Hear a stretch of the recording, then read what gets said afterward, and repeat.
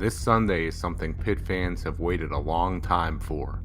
A chance to win a championship at home.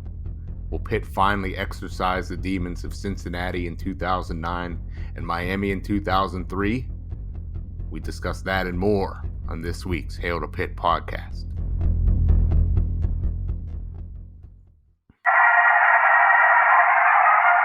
What was your message about finishing it in these final 30 minutes? Well, it happened in West Virginia where we knocked off number 2.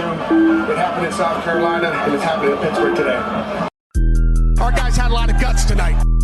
We're just going to keep getting better. I mean, that's what it is. There's one hell of a game that you will never, ever forget. We shocked the world! Hail to Pitt. Hail to Pitt. This is the week of November 20th, 2021. And this is the Hail to Pitt podcast. I'm Alan. And I'm Vince. 2 games to go, a championship within reach. The U went down last week, but who cares, Vince? All focus is on Virginia this week. Pitt with the opportunity of a lifetime. ACC Coastal and a winnable ACC championship game on the horizon. I can't believe we're here, but we are. You picked them to lose last week, and if it weren't for the heavens above, you would have been right. Yeah, if it wasn't for Beano Cook crying up there and sending down all that rain, maybe Pitt wouldn't be in this position right now, but they are. That's what it's all about. This Saturday, 3:30, the Who's coming to town for a chance at that ACC Coastal Championship. Pitt with the opportunity to clinch it, punch their ticket to Charlotte. Big time game this Saturday. I mean, the feeling is so different from Pitt and winning the Coastal just a handful of years ago, where you knew in the end, the Coastal, sure, yeah, of course. But then it was just going to be a total mud hole stomping against Clemson. But now Pitt can win the Coastal and maybe win the whole ACC in a game against Wake Forest, most likely. Or Clemson, maybe. Or Clemson again. Or NC State. We got to talk about that. Yeah, we'll talk about the different configurations, but Pitt is in the driver's seat. It's a different kind of position, but a damn good one to be in. We will recap, though, the UNC game from last week, because I know the Virginia game is so big, Vince, but I still can't stop talking about the win over North Carolina. It is unbelievable how it went down. It was the most Pitt game and also the least Pitt game at the same time to me. We'll get into all of it on this week's podcast. First up, at H2P Shows on Twitter, where everybody can hail to Pitt with us on social media. And of course, you can email us, hail2pitpodcast@gmail.com. That's hail the number 2, pitpodcast@gmail.com. We appreciate all the feedback we get on social media and the email. And of course, when we're hitting you up and you're hitting us up on Reddit or Panther Lair, we're interacting. We lurk. We also post, you lurk. We get along. We hail to Pitt. We love it. And we're loving this season. One of the most fun seasons I've ever had in my lifetime as a Pitt fan. And I know everybody out there is enjoying it who's listening to the show. They're giving us great feedback, Vince, helping us do great shows every single week. And of course, the most help we get is from Pretty Easy Podcasts, our sponsor. You could go to prettyeasypodcast.com now to get your own podcast started, maybe for next football season, maybe for hoops, maybe for, you want to do a show about baking. Maybe you're an expat Pitt fan living somewhere. You have a great perspective on something. I don't know. Maybe you talk to a lot of people with funny accents. Whatever your podcast is about, you could go to prettyeasypodcast.com now, and you'll get a producer. You'll get the editing, the help to get your show on all the big platforms at a very, very affordable rate. It's so easy to do. All you have to do is go to prettyeasypodcasts.com. And they do make podcasting pretty easy. Sure do. And I will say that last week's game was anything but. It was frustrating for me here, still in Italy, in Habaduc Baldonado country. Vince actually watched it in his hometown in Roma, that game. And the first half started off where it was a 1 a.m. kickoff, I believe, out here. And I thought, oh, man, this game might fly by. I might get to bed at an okay hour, maybe before 3:30. Maybe if Pitt cleans this thing up real easy. Maybe I'll just leave and go to bed. No, not at all. Ends up, I think, ending at like 5:30 a.m. local time here.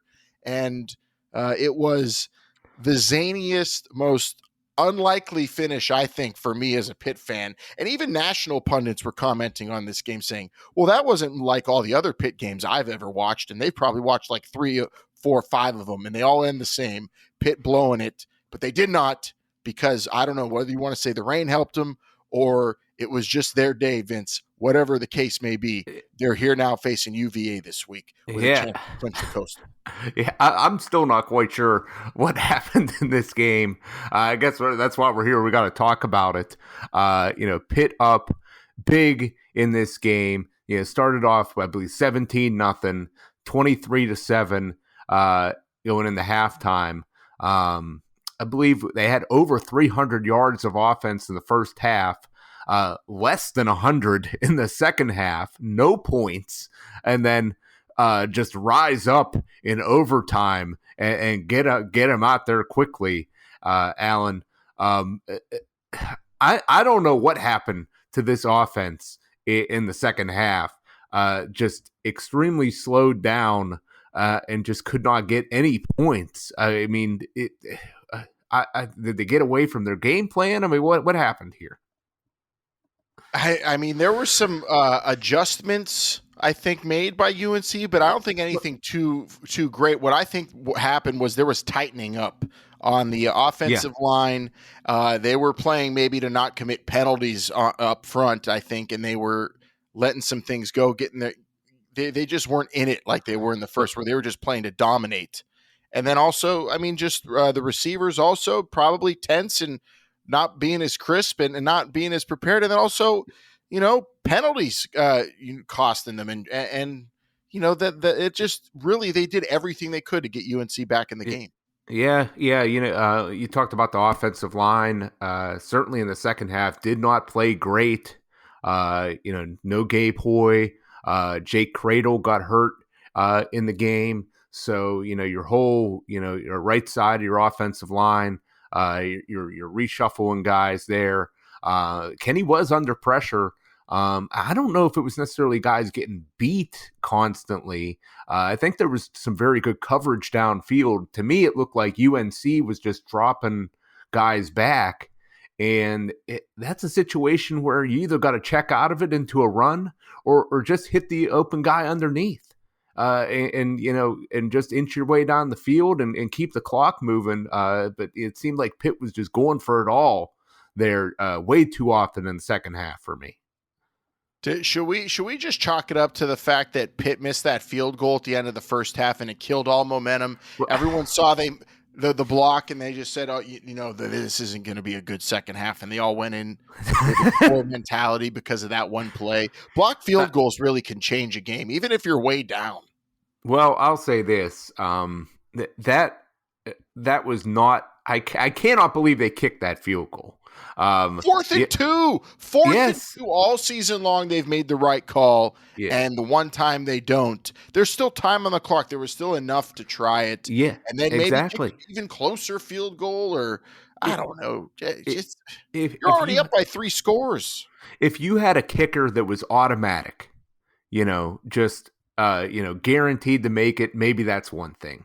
But that's not, Pitt's not in that situation. And you got Kenny Pickett, who's on 3rd and short, 4th and short. He's shown the ability to get those tough yards by any means necessary. So I didn't get that. I didn't like the field goal attempt earlier in the game, early in the first half on a 4th and short situation.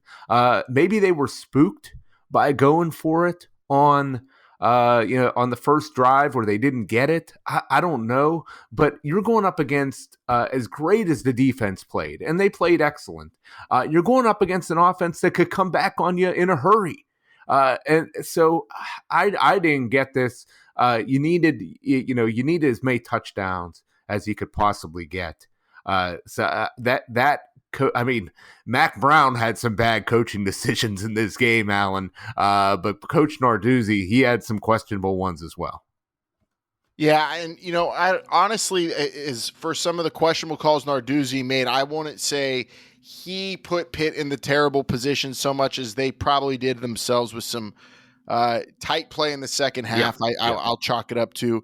But the fact that his defense showed up the way they did, really, this game could have really, if North Carolina played up to their potential offensively, wouldn't have even had to go to overtime. You have to talk about the big stop and the forcing them to kick the field goal at the end to tie it instead of going down the field and just scoring and taking the lead. Kenny Pickett's interception, probably the most deflating and upsetting moment of the season outside of the Western Michigan game. That interception, just really unbelievable. Didn't see it coming, especially considering the year Kenny Pickett's having. But really, was that the first play on that drive too? Just it was surreal. Yeah, and Abanaconda, he had blockers out in front. That's the worst part about that. It was not an accurate pass. Bad luck off his hand to go right up into the defender's hands. Yeah, so you're at the game. I was wondering this. So is it because he wears the glove, or was it already wet outside? Because it felt like it wasn't raining yet. Was it? He wears it all the time. I don't know what the issue was there. It just wasn't an accurate pass. The bottom line, it was not. I don't know. That was horrible. Did the weather matter at all? I mean, because watching it on TV, I felt okay.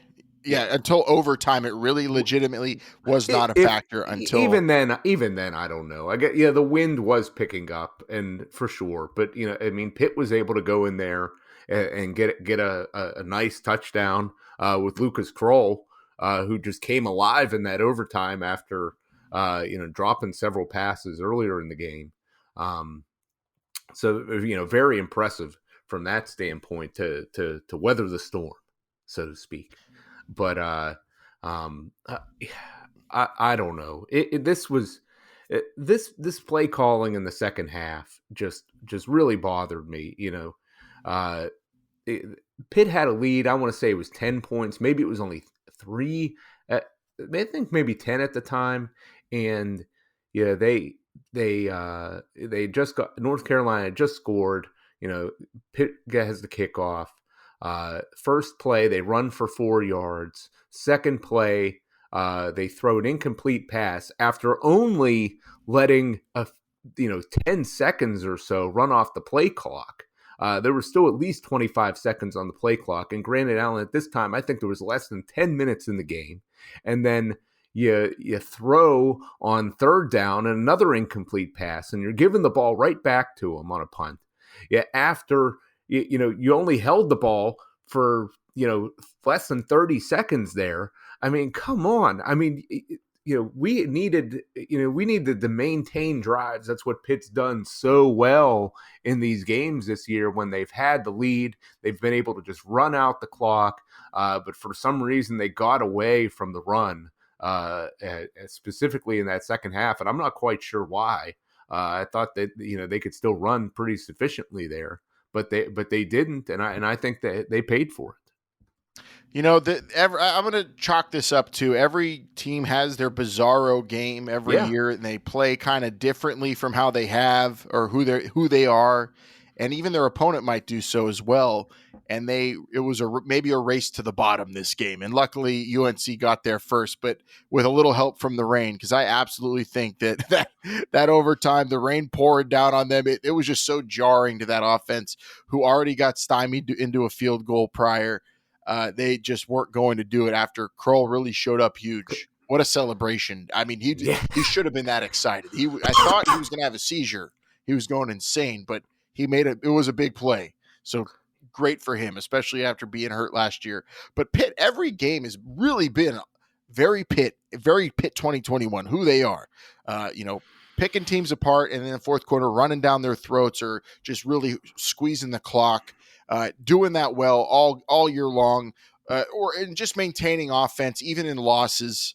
But in this game, it was. And then of course everybody was looking for a high scoring affair with quarterbacks slinging it all over the place, and really 30-23 final score with overtime. Adjusted for inflation, this was pretty much like a 17-10 game for who these teams are.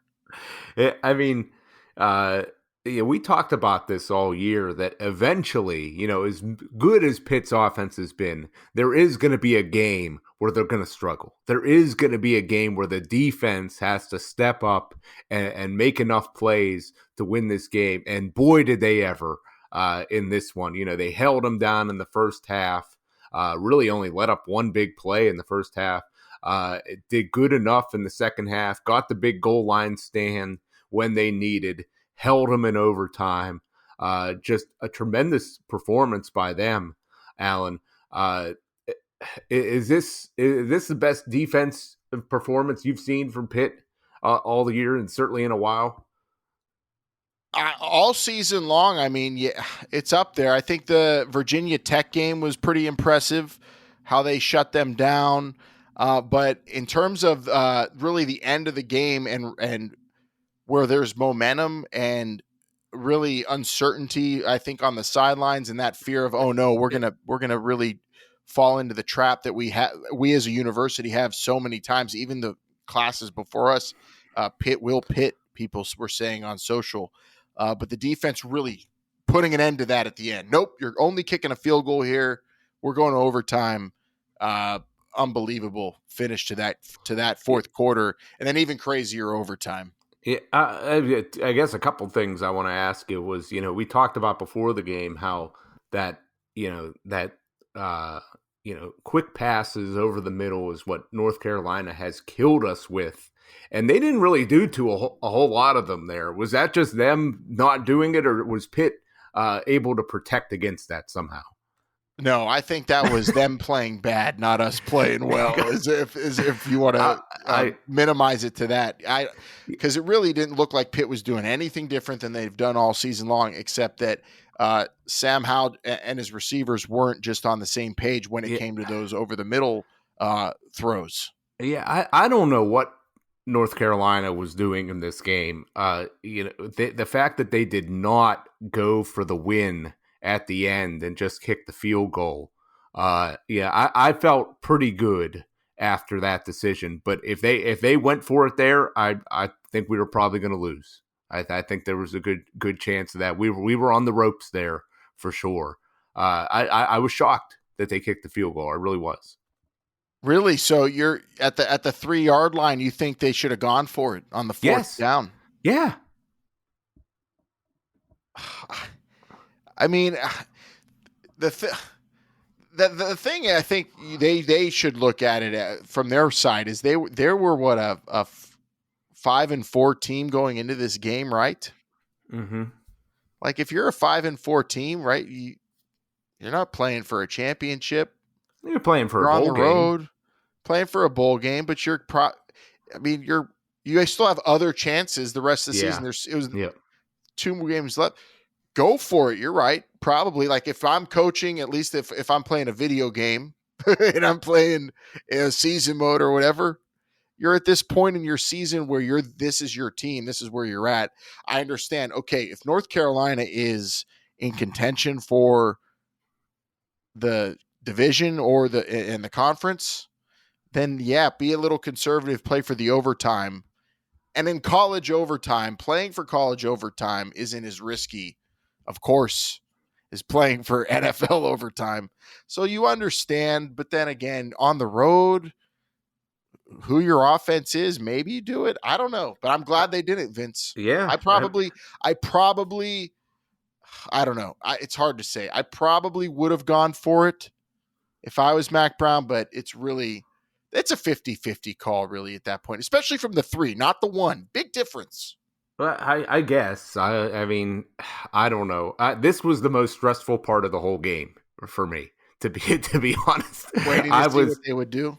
Oh my goodness! I had a doctor's appointment already scheduled for the following day, and I have some horrible results coming back for me, and I don't know if they're skewed because of this or not. But I couldn't get over that. Them not going for it. I think we were really hurting there. We really were. But they went, they kicked it, and then they paid for it. Absolutely. Maybe Mac Brown. See, this is why every team should have a weatherman to tell you how the wind's going to be blowing in just the next few minutes of the game. Because if they would have known that, maybe they would have gone for it. Maybe. I don't Sideline know. weatherman.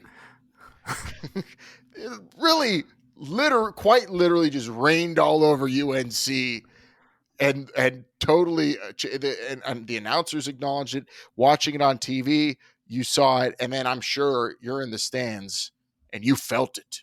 Oh like yeah, from the sky. there was rain blowing sideways at that point as soon as North Carolina got the ball there. The only thing that would have made it even better is if it was literal hail and the skies were hailing to Pitt. It's the only thing that would have made it better. That would have been good. Pitt beats UNC in overtime, 30-23, though, in probably the most bizarre game of the season. Has there ever been a game stopped temporarily for hail?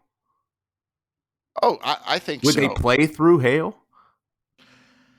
I think if it depends on the size of the hail. If you're getting golf balls falling from the sky, they'd probably stop it. I mean, they stop it for lightning.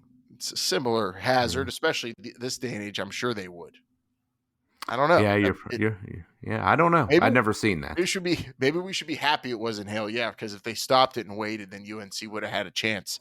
They lose though. Pitt wins, and they get UVA now, Vince, and they get a handicapped Virginia Cavaliers football team.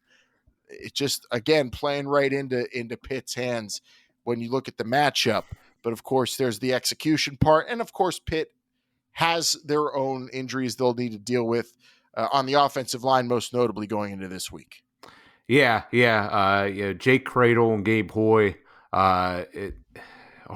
Cradle for sure going to be out. It seems like Hoy. I guess we'll see what happens. Probably likely out as well. But you got a whole week of practice to get guys ready, and we have had other players step in and play during the year. So I'm not as concerned about that. But the big injury everybody talking about, Brendan Armstrong for Virginia, their quarterback. It seems like a real 50-50 shot. I've been looking for information everywhere on this, and I haven't been able to find any consensus or any hard evidence on whether he's going to play or not. This kid got hurt a few weeks ago in the second half against BYU, a game that Virginia ended up losing. And up until that point, they had really been rolling with a pretty good record and scoring a ton of points. We talk about how good Kenny Pickett and this Pitt offense has been this year. Well, Armstrong, he's been putting up just as good of numbers. And then, warmed up or tried to warm up against Notre Dame last week for the Hoos, and he ended up not playing in that game. Broken ribs is what he's got, Alan. Broken ribs. And their backup, Jay Woolfolk, who is apparently a baseball player trying his hand at football, from what I understand, did not look very good against the Irish. Got just absolutely swallowed up. So I would say, if Armstrong plays, I think Pitt's really got their hands full. But from what we saw from their backup, I think, not saying that we should take them lightly, but I think that definitely goes in our favor. Yeah, you talk about teams having that one game where they're unlike how they've been the whole season. That was last week also for UVA. 3 points against Notre Dame in a season where they're putting up 48 in the 30s, putting up nearly 50 in a loss to BYU the week previous to last. But here they are now with injuries, and the quarterback, Brendan Armstrong, statistically, if UVA was a top tier team like the Pitt Panthers are, then he might be getting the love that Kenny Pickett's getting in terms of national media attention. But he's not, and he's hurt, missing this game. Maybe he's listed as questionable on UVA's side. They are also hurting at running back, Vince. Wayne Taulapapa is their leading rusher. He's hurt. And out. So they're going to be limping into this game a little bit offensively. And also their defense is also just compared to Pitt's defense, who has had their issues this year, I think is a way big handicap going into this as well. This is a team that's giving up over 30 per game as well, and that just doesn't bode well for them.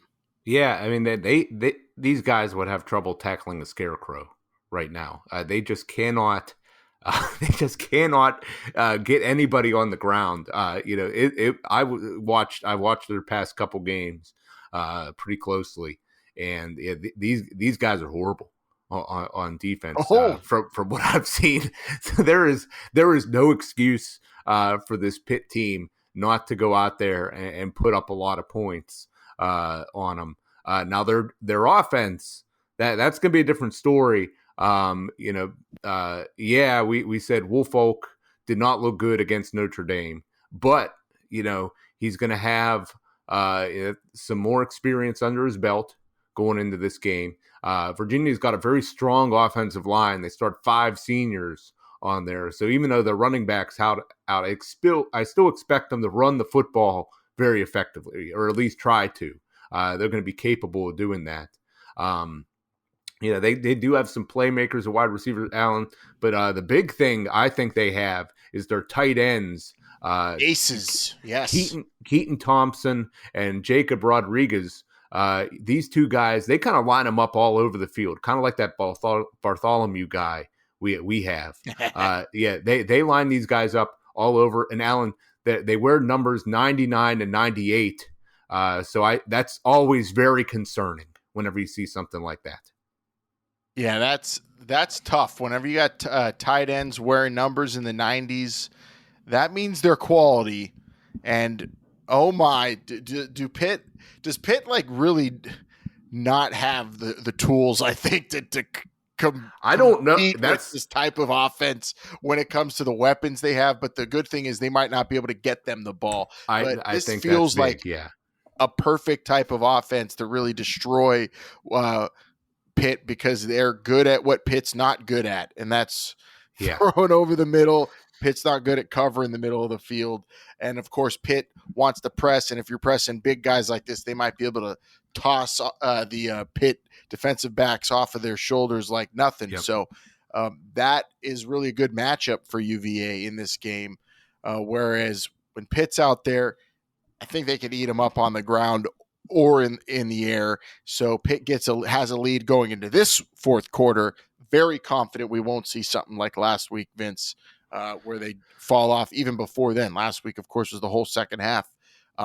So UVA needs this thing to be a crazy high-scoring affair where Pitt's just having an off day on defense. And I don't feel like it's going to happen, but there are a lot of unknowns coming from the UVA side that also maybe plays into their favor. If Brennan Armstrong plays, though, completely different ball game. And also the mentality of UVA going into it, if he plays, rallying around a guy like that, could be dangerous for Pitt. It'll be interesting. And I think we'll actually get the high-scoring affair we hoped for last week, this week. Are we hoping for a high-scoring affair? I'm not hoping for it, but I think we're going to get it, unlike last week. Yeah, we'll see. If Armstrong plays, I certainly think so. I mean, this game is really going to put the coverage skills of our linebackers and safeties really to the test here. I think it's going to be difficult to cover these guys, but we'll see what happens. Woolfolk, I mean, I got to imagine that the playbook's going to be very limited for him and what he can do. Probably a good athlete, though. I would look for some runs from him, but if Armstrong's there, with broken ribs and not too mobile to begin with, I can't imagine he's going to be running too much. So that's a situation where you got to get to him, you got to get him on the ground and rough him up a little bit, because he's got that funky release. I don't know if you've seen this, Alan. He's got a real funky release, a little low release. So I'd love to see. If ever there was a good week for a sack fumble here, this could be it. I mean, well, we've seen, if you're even pitching the ball and with that low trajectory, Servassier Davis, he's going to just pick it off and run it for a touchdown. So I'm hoping we see that maybe from Haba this week. It's going to be my last game I watch in Rome, Vince, before I'm back stateside. So this is the big one for Haba for me. I was at a Pittsburgh centric bar last week, not for the Pitt game, for the Steeler game, but they were talking about Haba there, and they actually feel like he could potentially build himself up into a pro player, but he's got to have that signature game, and I'm hoping for it this week. Yeah, that could be this week. A team that's playing with a backup maybe, or even a hurt QB, licking their chops on the defensive line. Of course, UVA going in this game with a defense, not one to really boast and brag about, but they do have one of the young bucks as their leading tackler, Nick Jackson at linebacker, Vince. So look out for him. Well, that's always a little concerning. It won't be a super kick party, but it could be a super scoring party. Also interesting, has Pitt played a 3-4 defense yet this year? Well, Georgia Tech, I believe, plays a 3-3-5. So that's, somewhat close. But basically everybody except for Pitt is probably multiple. Mm-hmm. Yeah, everyone else tries a little bit of something. But this will be cool to see Kenny Pickett up against that kind of defense too, because that's more of what he will see in the NFL. Yeah, absolutely. Nowadays. Yep. So keep an eye out on that. And also, a side note, Kenny Pickett is getting some love now. They're starting to come out with the draft boards, right, on the big websites. Yep. You got your Kuiper Juniors and McShay's. Kenny Pickett, number one QB1 on some of these draft boards. First round pick. How about I don't know I don't know. Should we save it for this week? Do it this week or save it? But more surprising this season that we're finishing it up and Kenny Pickett is being talked about as a first round pick, or that Pitt is going to win the ACC. I don't know what's more shocking to me. They're both probably correlated together. If Pitt's going to win the ACC, Kenny Pickett's going to have a big year, and he certainly has. So, but we got to close out. We're getting ahead of ourselves, Alan. We got to close this game out on Saturday. We could go back into the tape too. I think we might have even said as much early on in the season on one of these episodes. But yes, let's move on real quick. Men's hoops starting off with a whimper, Vince. Yeah, not good. Losing to the Citadel. Just getting dominated by the Citadel. Really, losing to West Virginia in the backyard brawl. Did pick up a win earlier this week, but the Panthers right now, you got you lose your starting backcourt essentially, less than a week before the season starts. You look at this roster and it's just guys that a lot of guys just don't belong in the ACC right now. This is not a quality team. And it's a shame for a couple reasons, I guess, because to me, yes, they have not been good over the past several years, but they've been steadily getting better.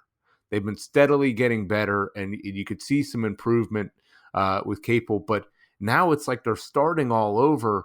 And, he's recruited some good players, but then these guys that, they transfer out, you talk about, your Trey McGowns and Xavier Johnson and Adese Tony, all those guys are gone. Didn't even get to see them out their full 4 years at Pitt. It's just so disappointing.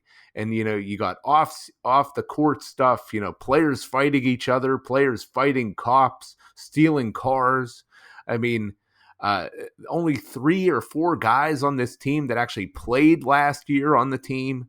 Not much of a recruiting class to speak of. You lose your biggest recruit, decommits for next year that you've had your entire tenure here. I'm pretty sour on this team, Alan, if you can't tell. And Coach Capel, I had high hopes from him, but this does not look good, and it's like they're about to hit rock bottom again.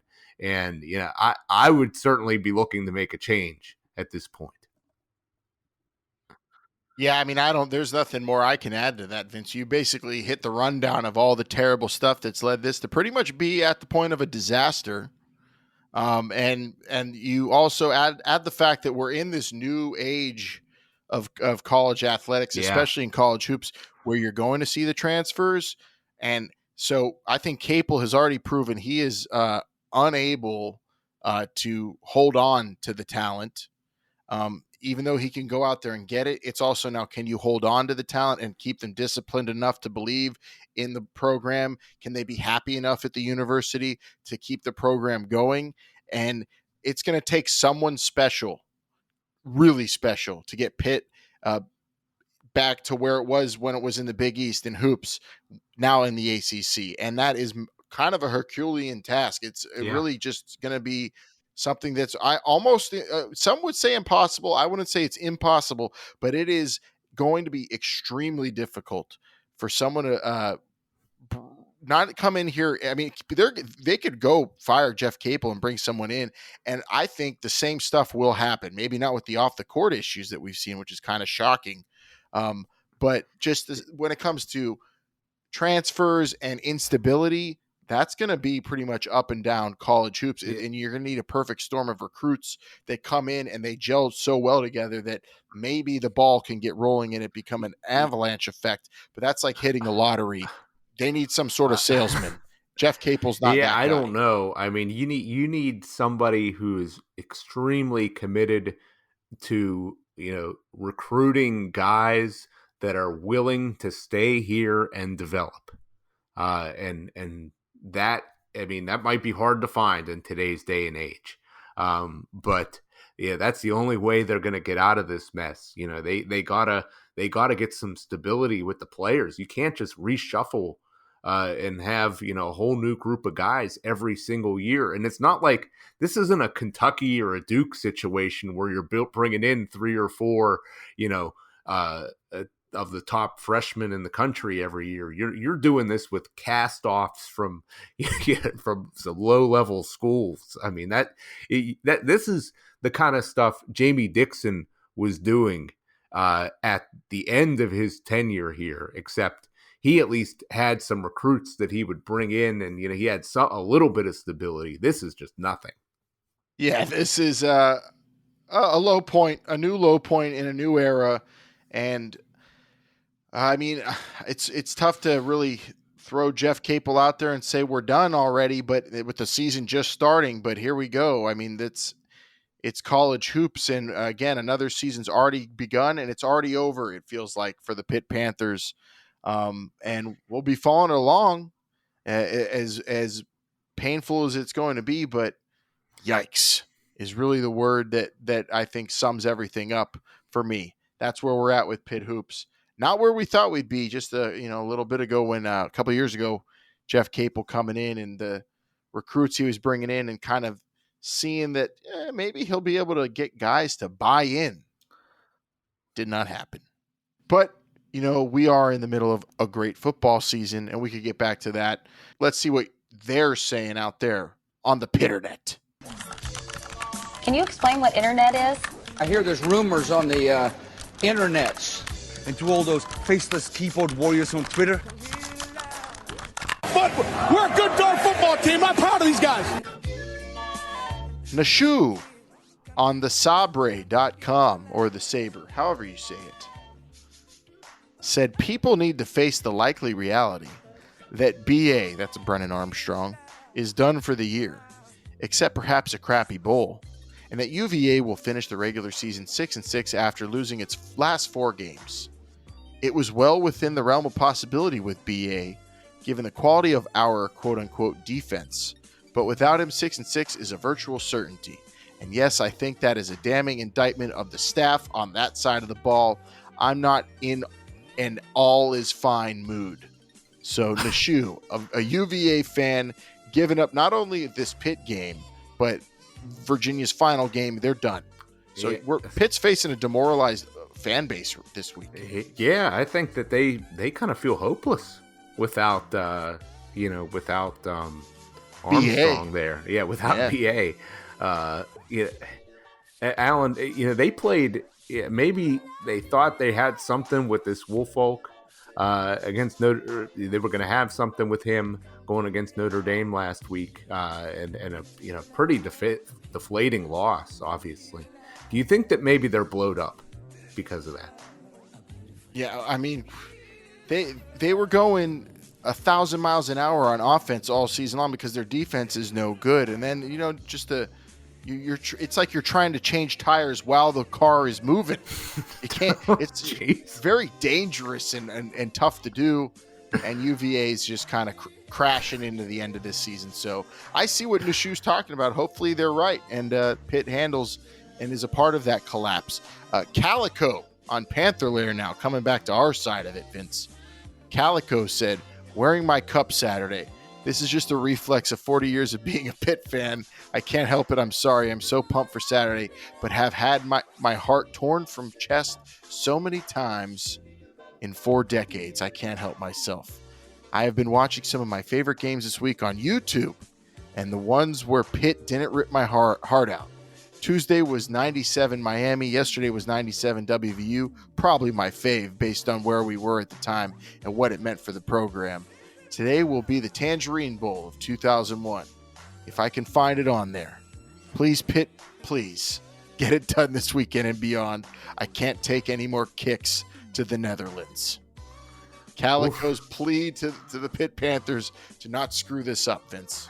Yeah, I certainly hope they don't. I'll tell you this from talking to people, Alan. There's a lot of confidence going into this game. Maybe too much confidence. I don't know. I'm a little concerned here. If Why? anything's bringing this, I don't Why? know. They've got a quarterback. You had. Whatever you believe in above, whatever you Pitt fans believe in above was on Pitt's side last week, literally threw rain all over the opponent, giving us an injured opponent this week. I mean, come on. I mean, just enjoy it.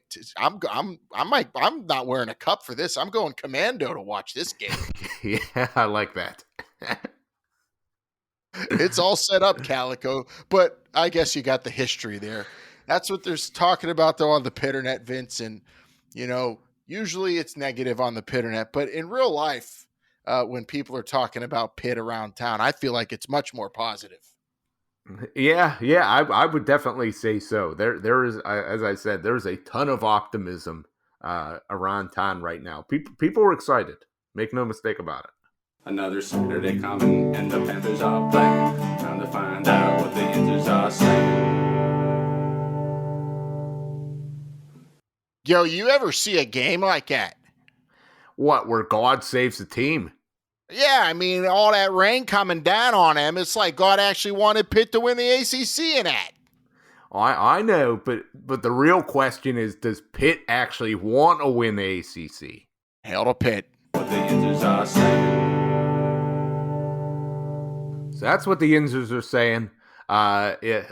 Somehow, Pitt got by North Carolina. Massive game this weekend against Virginia, Allen.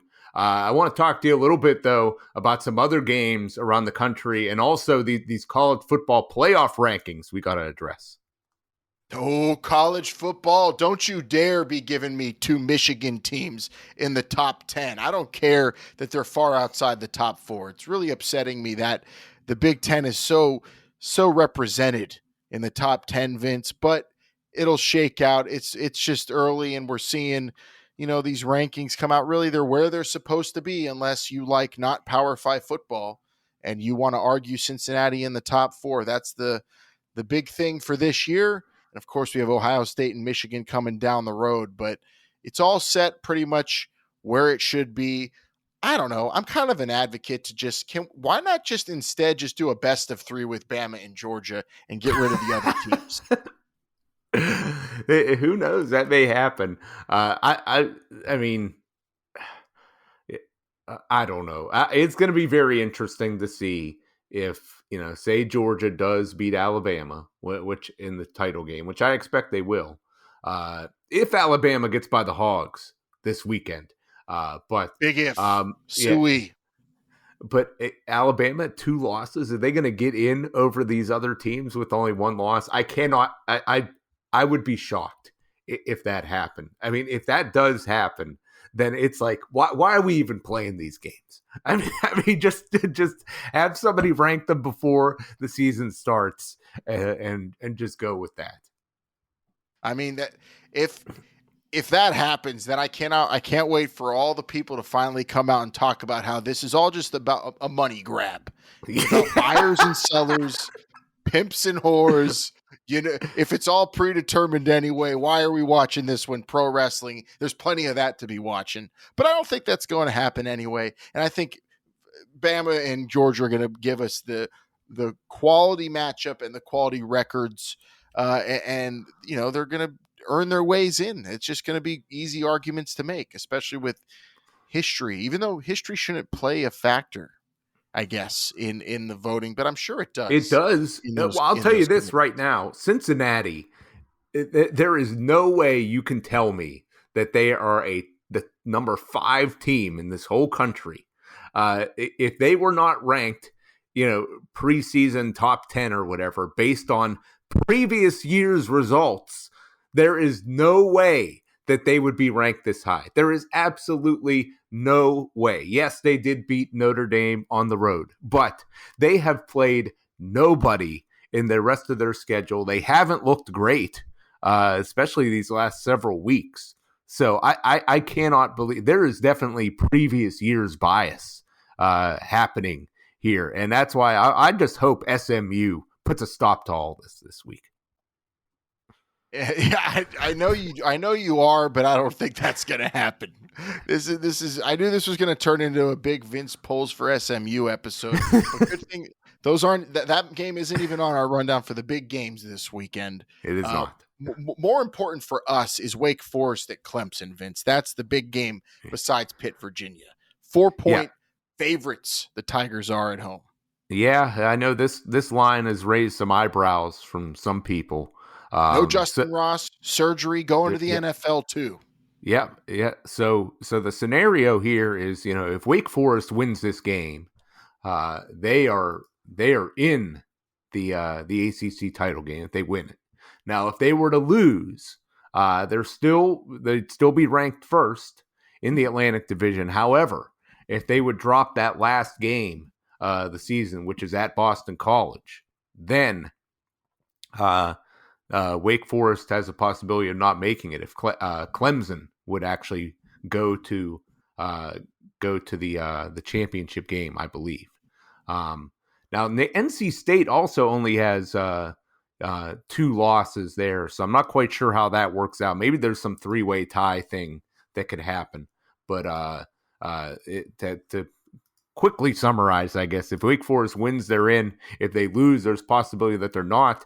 And to see Clemson as a 4-point favorite here, I don't know. I mean, Clemson offense obviously not good, but their defense is still one of the tops in the whole country. Wake Forest scoring on everybody, but can't stop anybody.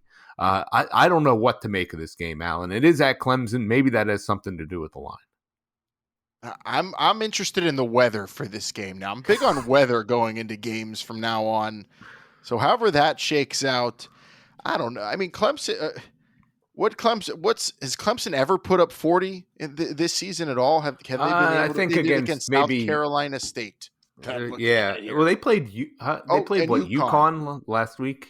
Yeah, but Jim Mora Jr. wasn't in the building yet, so no, he was not. That doesn't count. This is a tough one, and I'm not even going to talk about like what we want to happen just yet because we need to get by UVA, Vince. But I'm going to say we were kind of stomping on history bias when it comes to the playoff, but I'm going to go into my history bias here, and also the fact that they're the home team, and I like defense in a game like this. And Wake Forest is going to be, because we're down that home stretch, because of who their opponent is. Like, luckily Pitt had Clemson earlier in the year, because you play someone like this with the pedigree, your players might go out there and play great, but they're going to have tense moments where they might tighten up and make a mistake. I feel like that could happen for Wake Forest, so I'm picking Clemson. Yeah, I really don't know what to do here. I guess the fact that I don't understand why Clemson's favored by over a field goal, I think would make me, I guess, lean on that side. But I honestly don't know. Maybe people just don't believe in Wake Forest. I don't know. I'm curious to see where this one ends up. Yeah, this is interesting. But also considering Clemson is so bad on offense, it's not even a joke. It's not an overstatement. Yeah. DJ, you can't even throw for 250 against UConn. Threw a pick against them. Like had a pretty awful line last week against the 1-9 UConn Huskies. Even though Clemson smashed on that team, just not very good on offense, Vince. So. How they keep up with Wake Forest is an interesting thing, and it's probably through their defense. But I like it, and especially at home, that's going to play to their advantage. And they still have a hope of getting to the ACC title game. I mean, if Wake Forest does have a very good offense, Sam Hartman, great QB1 there. If Wake Forest scores over 20 points, can Clemson win this game? Yes, yeah, I think Clemson could score 21 in this game. I think that so they got to hold to just 20 points. All right. And I think they can do that. I mean, Wake Forest's offense is good, but are they like unstoppable, one of the great college offenses of all time good? No. They're efficient and quality, but have they played a defense like Clemson yet this year even? Another question. Another thing to look at. I don't think so. But if they win, how far up the college football playoff rankings do you think they go? Oh, well, let's see who's above them. Okay, you got OU or Oklahoma State, rather. They're playing who are they playing this week? I don't think it's anybody too terribly good. I mean, Michigan State's gonna lose. Texas Ohio Tech State. is Oklahoma. Yeah, Oklahoma State has Texas Tech. Okay. Well, Michigan State's playing Ohio State, which is the next game we're going to talk about here. And Ohio State's favored by 19 at home. Assuming they take care of business against Michigan State, you'd have to think Wake Forest, if they were to win, would definitely pass them. Something's got to give there. I would say, if Michigan State were to beat Ohio State, I could make a strong argument that Wake Forest should pass Ohio State in that situation. And of course, I'm going to say if SMU beats Cincinnati, then Wake Forest will jump over them. Well, I don't. Yeah, I mean they would, but I don't know if that's happening. I could see some of the other stuff. Maybe I won't give you that yet. There's a lot of danger on that Wake Forest offense. A.T. Perry, Roberson, their receivers are very talented. Sam Hartman's having a hell of a year, and I don't know. I guess I'm hoping the ACC looks strong. The ACC should look strong, so I guess I should root for Wake Forest to win and climb up the ladder, because also it brings more prestige to Pitt's ACC title if they win, correct? Right? Do we want to win an ACC championship in a year where there was not a top 10 ACC team? You already beat Clemson. You don't have a need to really beat them again, do you? I want to see Wake Forest, so I'm rooting for Wake in that game, Vince. Let's move on to the Big Ten game. Michigan State, Ohio State, 19 at the Horseshoe for the Buckeyes. Yeah, I Michigan State cannot stop the pass. I think Ohio State, yes, if they execute in the red zone, which they have struggled with in a few games this year, I think they should have no problem here. I don't think I'm going to get involved with this number because, with Michigan on deck, I guess it's possible that they may, take their foot off the gas a little bit at the end of this game. But I don't see how Michigan State, they're not going to be able to hold Ohio State down enough in this game to make it close. Oh no. That and I like the 19. I would go for a 3 touchdown win over this team. End of the year Ohio State against end of the year Michigan State. Give me the Buckeyes at home all the time, especially when there's so much to play for Michigan State. They don't know what they're doing here, Vince. Come on. This is an easy cover for me. Really just a bummer. I felt like the only bummer about it, I'm happy to see the Spartans lose in this, but I'm also bummed to see Ohio State being where they're at, considering you and I watched them together lose to Oregon.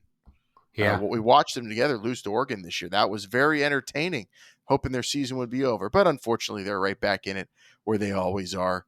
And this game is a big one for the Big Ten. Not so much for us. I'm more interested in Utah, Oregon, where the Duckies are dogs on the road. Yeah, anywhere from 3 to 3.5, depending on where you're shopping.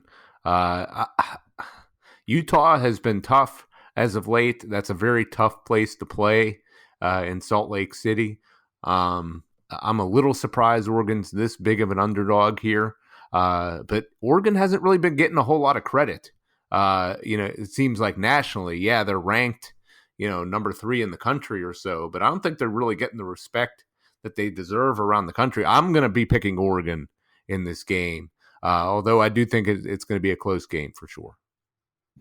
And Cliffwood, New Jersey's own Anthony Brown representing in this game, standing out big, tall, climbing out from the shadow of Thibodeau there. I mean, the Ducks are more than one man. And I think we'll find that out in this game where they take a stranglehold of the Pac-12, which is such a tough conference. It's like the ACC, maybe one team doesn't stand out. It's because they're all so good, right? Maybe not all of them, but yeah, there's a lot of quality teams for sure. Both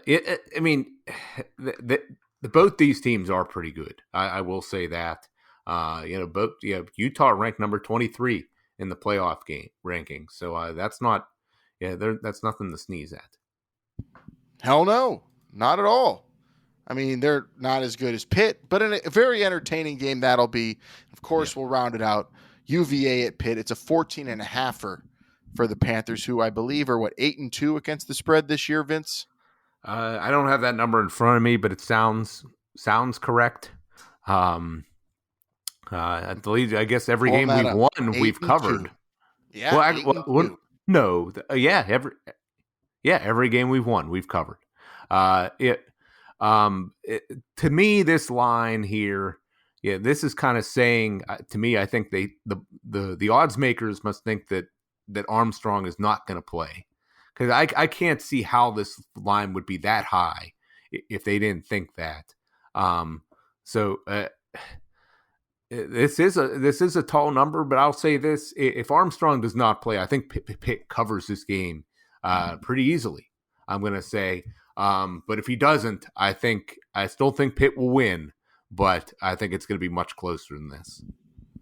I think it'll be a one-score game if that's the case.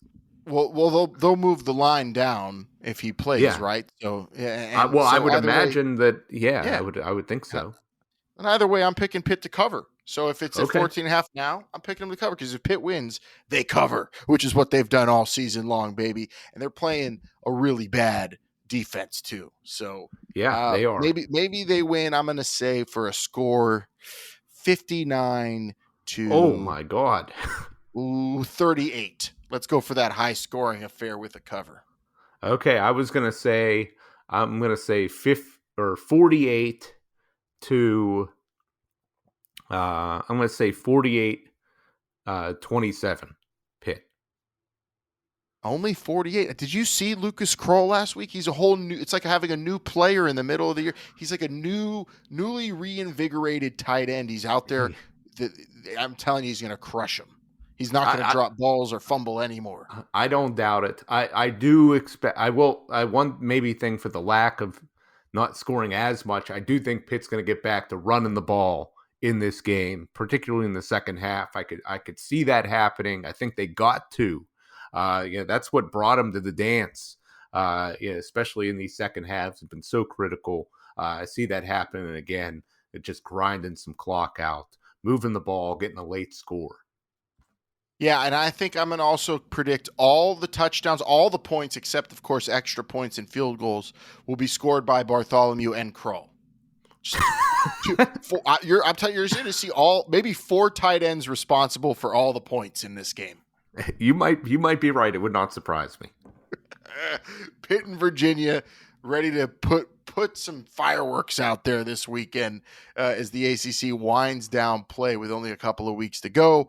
And we are about to wind down this show as we go into maybe Coastal clinching weekend, Vince. Fingers crossed until they're bloody. Please give us this so next week we can really have a whole lot of fun with a Syracuse matchup. Yep, this is what it's all about. Pitt going for a championship at home. Everybody got to come out to Heinz Field for this one. This may be the last championship won in this city, specifically at home, in a very, very, very long time. So I hope everybody gets down there to see this one. It's going to be a huge game, 3:30. That's what it's all about. You know, more people should be saying that in public, I think, because maybe the urgency would get more butts and seats, more people to realize, you're right, Vince, it could be the last championship won in the city of Pittsburgh, in front of Pittsburgh fans, for until who knows how long. And you never know, but really it feels like it's going to be a while. We need some more advocates like that saying those words.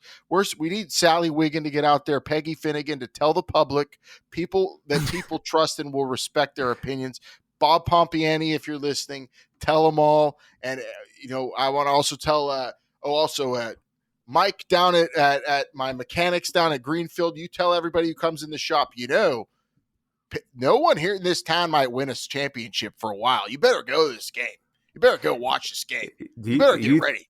Do you think in 5 years' time, when Sid and Gino are long gone, and there's only a couple hundred people in the PPG Paints Arena, and the Red Sox are threatening to move the Penguins to Portland, and people are going to be saying, Portland, Maine, too. Maybe. People are going to be saying, man, I wish I would have gone to that Pitt, Virginia game to see that championship.